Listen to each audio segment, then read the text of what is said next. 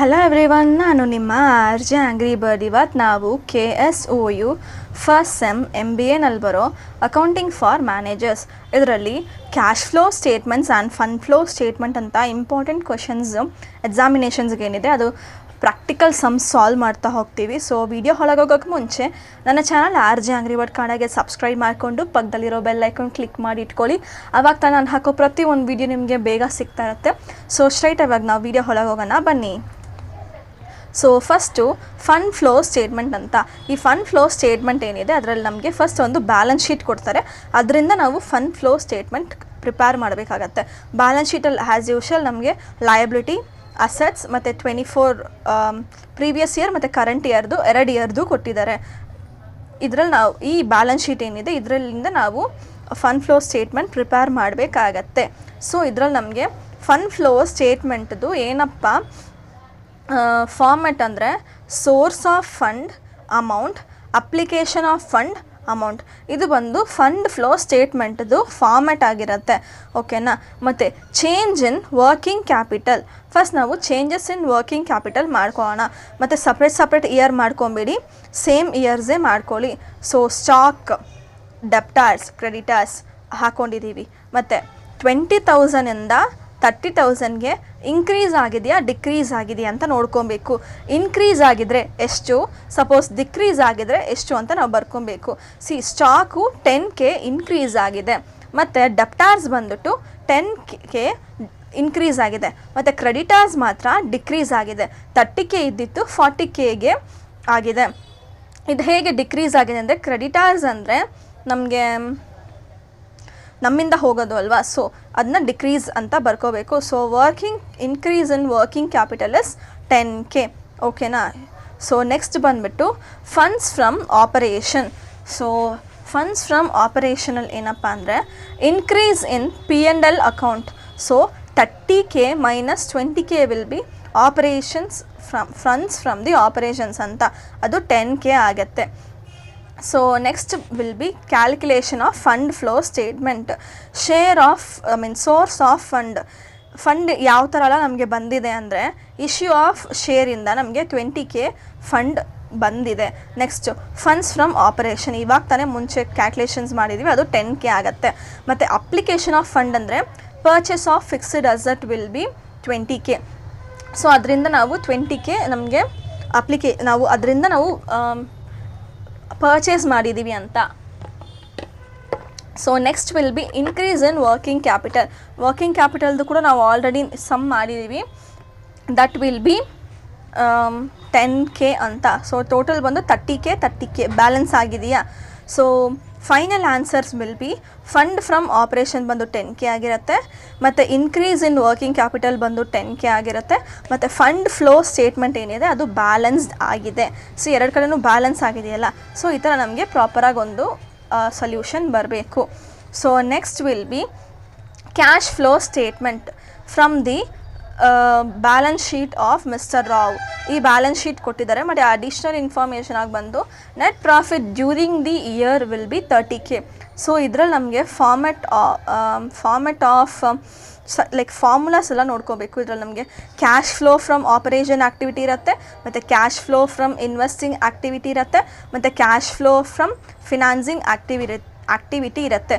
So ಇಷ್ಟು ಏನೆಲ್ಲ ಇದೆಯೋ ನಾನು ಈ ಕ್ವಶನ್ಸ್ ಎಲ್ಲ ನಿಮಗೆ ವಾಟ್ಸಪ್ ಗ್ರೂಪಿಗೆ ಹಾಕ್ತೀನಿ, ಇಲ್ಲ ಈ ವಿಡಿಯೋ ಏನಿದೆ ಯೂಟ್ಯೂಬ್ ವಿಡಿಯೋ, ಆ ವಿಡಿಯೋ ಒಳಗೆ ಲಿಂಕ್ ಹಾಕಿರ್ತೀನಿ ಆ ಪರ್ಟಿಕ್ಯುಲರ್ ಶೀಟದು. ನೀವು ಅಲ್ಲಿಂದ ಕೂಡ ನೀವು ಡೌನ್ಲೋಡ್ ಕೂಡ ಮಾಡ್ಕೊಬೋದು. ಇದು ಆಲ್ವೇಸ್ ಅವೈಲಬಲ್ ಇರುತ್ತೆ ನಮ್ಮ ಟೆಲಿಗ್ರಾಮ್ ಚಾನಲಲ್ಲಿ, ಸೊ ನೀವು ಅಲ್ಲೋಗಿ ಚೆಕ್ ಮಾಡ್ಬೋದು. ಮತ್ತು ಇವಾಗ ನಮಗೆ first cash flow from the operations ಅಂತ ನೋಡ್ಕೊಬೇಕು. ಈ ಕ್ಯಾಶ್ ಫ್ಲೋ ಫ್ರಮ್ ದಿ ಆಪರೇಷನ್ಸಲ್ಲಿ ಫಸ್ಟ್ ನಮಗೆ ನೆಟ್ ಪ್ರಾಫಿಟ್ 30K ಇದೆ, ಮತ್ತು ಅಡ್ಜಸ್ಟ್ಮೆಂಟ್ಸ್ ಮಾಡ್ಕೋಬೇಕು.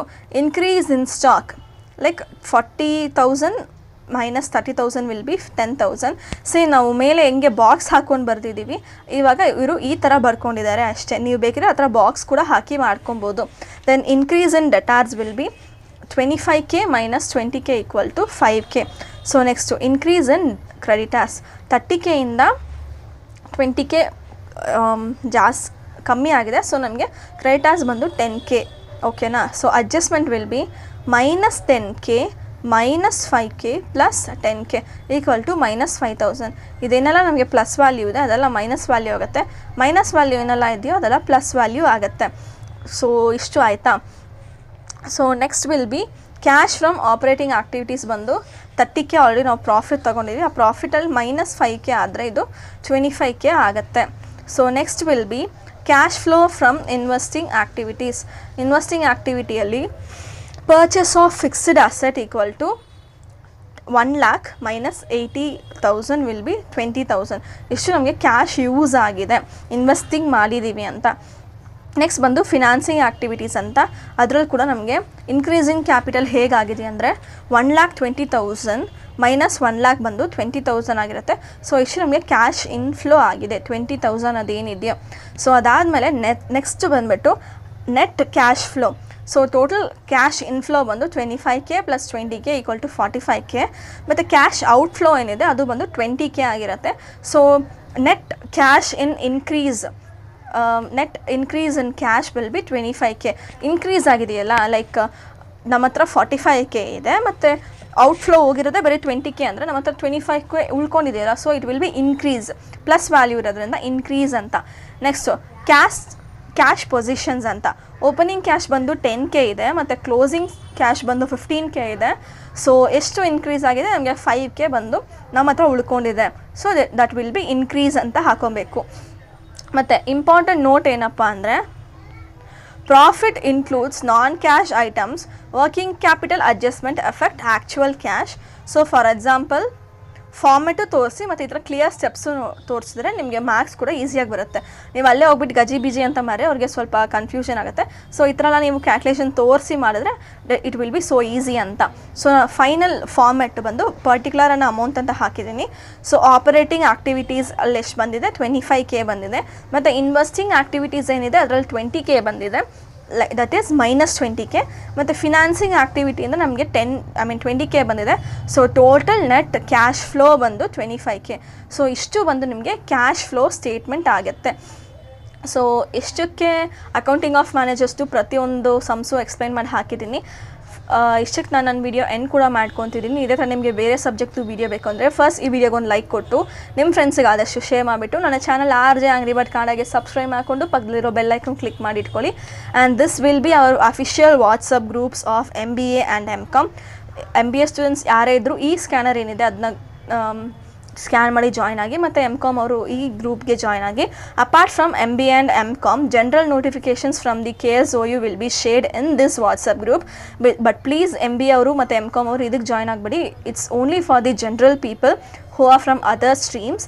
ಸೊ ಇದೇ ಥರ ಇನ್ನೊಂದು ಒಳ್ಳೆಯ ವಿಡಿಯೋದಲ್ಲಿ ಸಿಗೋಣ. Cheers all.